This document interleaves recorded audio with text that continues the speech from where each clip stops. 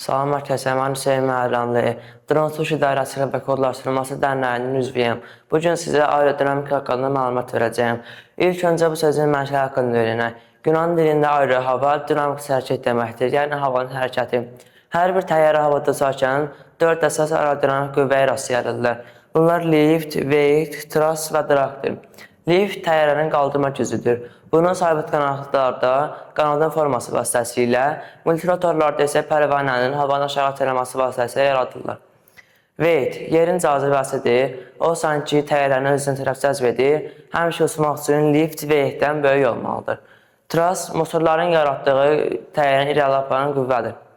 Drag isə təyyarə ilə hava müqavimətinin sürtünməsidir. O sanki təyyarəni yavaşlatmağa çalışır.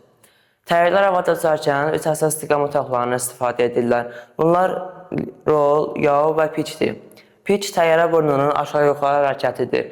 Bunu idarə etmək üçün elevator adlanan hərəkət hissədən istifadə edirlər. Roll təyyarə gövdəsinin sağa-sola yatmasıdır. Bunu idarə etmək üçün aileronlardan istifadə edirlər. Yav isə təyyarənin öz ətrafında fırlanmasıdır. Bunu idarə etmək üçün radar adlanan hərəkət hissədən istifadə edirlər. Son olaraq isə ən çox rast gəlinən hover və sıra vəziyyətlərindən danışaq.